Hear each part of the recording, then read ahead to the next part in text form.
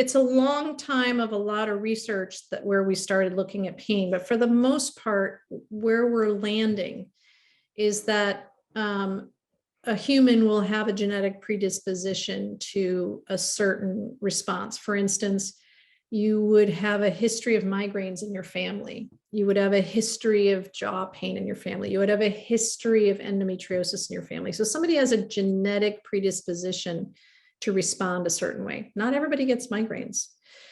So you have a genetic predisposition that starts somebody out. And then you have a traumatic event. And I really explain to patients that there's two ways to deal with trauma. And only two. One is to deal with it, and the other is to not deal with it. And there's two ways of dealing. There's intellectual dealing, meaning, gosh, I put my hand in that fire, that hurt. I'm not going to do that again. And then there's emotional dealing with it. Every human deals with it intellectually. Like, I'm not going back there. I'm not going to do that ever again. But they don't emotionally process it because there's no human on the planet that likes being sad. It's kind of that simple. We don't like being sad. It doesn't feel good being sad. Nobody teaches us how to be sad. Nobody sits with our sadness. And so if you don't like being sad and you are capable, you're going to box that sadness, whatever made you sad, whether it's a house fire, it's a mother dying, it's losing a toe. I've heard every conceivable human trauma at various ages. And once that trauma is not processed, it gets put down.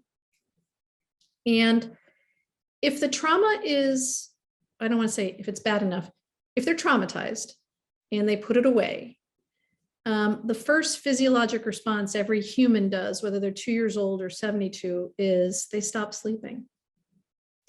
So they have a lot of pretty good data that widespread pain, and you can include all kinds of pain conditions, is predated by about 6 months by a sleep disorder.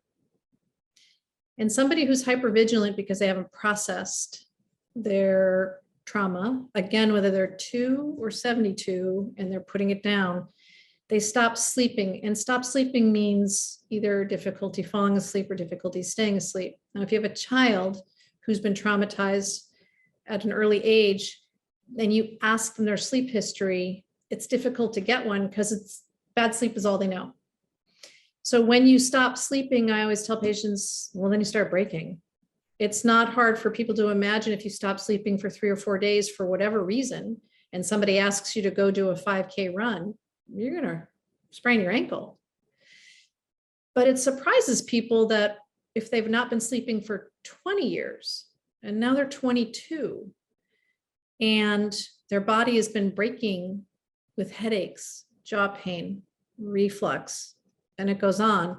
So it's, and a majority of patients know the trauma. It's not darkness. It's not repressed memories. A majority of patients, it just doesn't occur to them that they were traumatized, because doesn't everybody's mother die? And don't other people have house fires? And doesn't everybody move 16 times in their life? So people don't really associate that.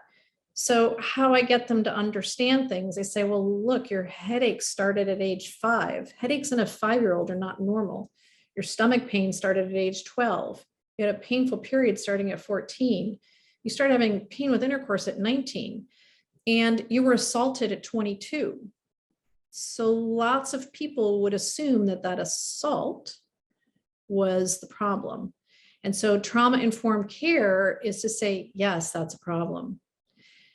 But that's not the problem. The problem is what happened to you at 5.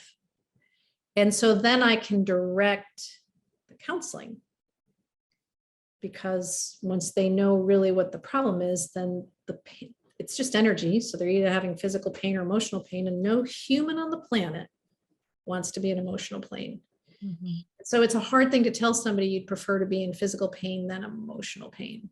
But that's a normal human response, is I'd far prefer to have my shoulder hurt than my heart.